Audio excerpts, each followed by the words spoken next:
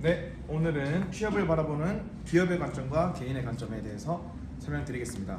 이 영상을 다 끝나신 후에는 기업은 어떻게 채용까지 사람을 뽑을 때 어떤 의사결정을 내리는지, 개인은 어떤 방향성으로 준비를 해야 되는지에 대해서 많은 도움이 될 수 있을 거라 생각합니다. 시작하겠습니다. 먼저 회사가 있습니다.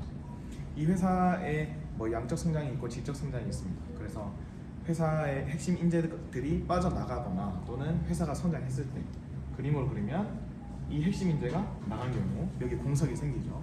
그리고 이 삼각형이 회사가 성장해서 회사의 파이가 이 정도로 커졌다 했을 때 지금 제가 빗금친 부분에 만큼의 일이나 직무적 성과가 필요하게 됩니다. 그러면 이런 것들을 채우기 위해서 채용을 한다.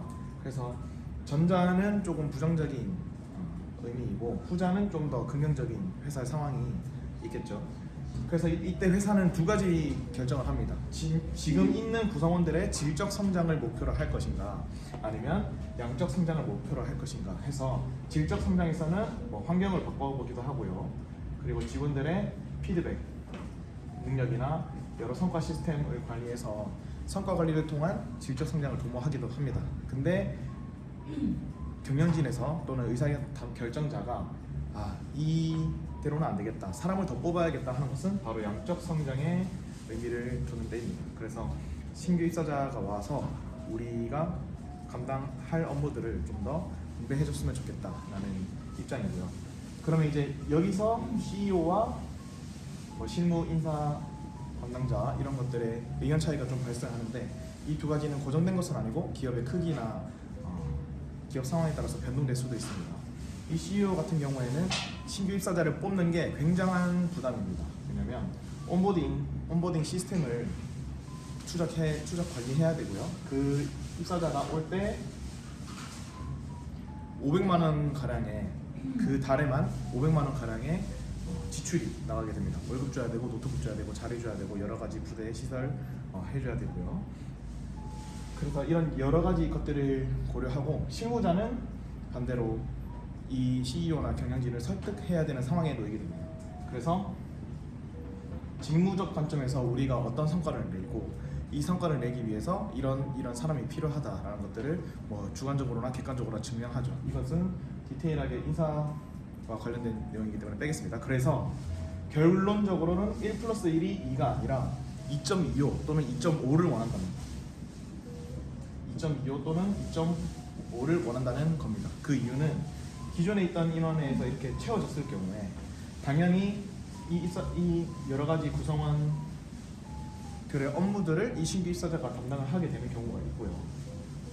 이런 식으로 그러면 그 빈 업무만큼 나머지 사원들이나 주임 대리급은 또 더 높은 가치의 일을, 고객 만족을 시키는 일에 집중을 하는 게 경영자가 생각하는 당연한 입장입니다. 그래서 이런 팀장들이 우리는 이런 일을 시키겠다, 그래서 이런 성과를 내겠다가 1+1이 2.5 이 정도는 되어야 이제 경영진이나 인사 담당자가 허락을 한다, 이런 맥락으로 보시면 되고요. 그래서 신규 입사자를 굉장히 철저하게 뽑는 겁니다. AI 면접도 보고 면접 여러 차수로도 보고 자소서도 보고 그런 게 엄청 많죠 요새는. 그래서 이런 배경이 있습니다. 이런 배경이 있고, 그러면 과연 이런 내부적인 논의가 다 끝났을 때 우리가 보는 N명 채용이 나타나게 됩니다. 그래서 이 기업에서 채용 공고를 냈다라는 거는 우리가 알든 모르든 추상적으로든 객관적으로든 이런 논의가 모두 끝난 후에 이제 채용 공고를 내는 것이죠. 그래서 신규 입사자에게 분명히 기대하는 그런 성과가 있다는 겁니다. 그래서 기업의 존재 목적은 고객 가치를 창출하는 것이죠. 그래서 고객 가치를 창출하는 이 목적에 맞는 신규 입사자를 뽑게 됩니다. 이것은 이웃사랑이라고도 표현을 하고 비즈니스는 사랑이다 이런 의미로 표현을 하는데, 결국에 성과를 즉각적으로 낼 수 있는 가장 가능성이 높은 신규 입사자를 뽑는다. 요즘은 이제 신규 입사자 말고 경력직 수평 이동이나 이런 것도 되게 많은데 신규 입사자 기준으로 설명드리겠습니다. 그래서 이 고객 가치 창출이 가능한 인재인가를 보는 것이죠. 그래서 개인은 무엇을 준비해야 되나, 봤을 때 사실 지금 무엇을 준비한다기보다 이때까지 했던 것들을 잘 정리해야 한다. 뭐 이런 말씀을 크게 드릴 수는 있지만 뭐 인턴 경험 그리고 자격증 여러 가지 대회 활동 남자로 치면은 군대를 뭐 장교로 갔다 뭐 이런 정도로 다양한 이점들이 있겠죠. 그래서 그 직무에 맞게 나의 여러 가지 상황과 환경을 스토리텔링을 해야 된다는 겁니다.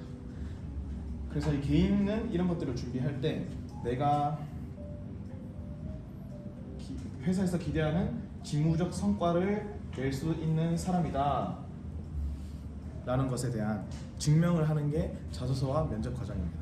예를 들어 보겠습니다. 영업사원을 이제 장교 전형 같은 경우에 영업사원을 또는 관리직을 굉장히 많이 뽑는데 저는 예를 들어서 장교로 근무할 때 군에서 이러이러한 일들을 했고 사람들을 통솔하면서 이런 결과물들을 이끌어냈습니다 라고 자소서에 썼다면 면접을 서류를 합격했어요. 그러면 당연히 영업직공원을 뽑는 쪽에서는 실제로 그 일들을 했는지 또는 이 사람이 피플형으로 어떤 강점이 있는지 사람과 커뮤니케이션 할 때 어떤 강점이 있는지 이런 것들을 보는 겁니다. 왜 보냐 하면 바로 우리 회사에 와서 성과 낼 수 있는 사람인가를 보는 것이죠.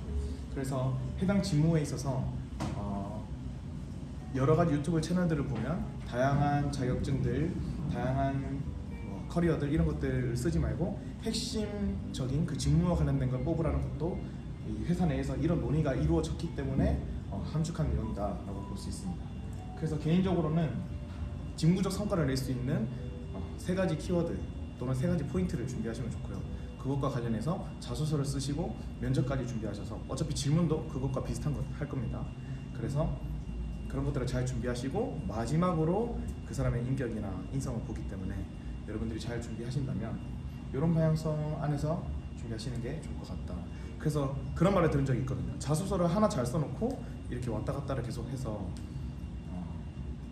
계속 돌려먹기 한다. 뭐 이런 말들도 들은 적이 있는데 실제로 회사의 직군이 비슷한 경우에 뭐 그것도 일부 용인하고 잘 효과적으로 사용할 수 있다라고 생각합니다. 반대로 직무가 다른 여러 가지 사회초년생의 경우 지원한다면 그 부분은 지양하는 게 좋지 않을까. 그래서 여기까지 설명을 드렸고요. 이것만 가지고 가시면 오늘 이 영상을 다 가져가신 겁니다. 이 회사에서 가치체계가 있습니다. 이 회사가 지향하고자 하는 가치, 뭐 사명, 비전 이런 의미들을 내가 동의하는지 그리고 그런 방향성으로 내 직무적 강점을 살려서 자소서를 쓰는지 이러면 이런 것들을 고려하면 굉장히 합격할 가능성이 높다라는 말씀을 드리면서 오늘 구성원들과 인사에 대해서 정말 많은 얘기를 했는데 이 개인의 관점에서는 이야기를 안 했거든요. 근데 좀 제 주변 지인들 중에 사회초년생들이 많다 보니까 도움이 되라고 이 영상을 찍었습니다. 감사합니다.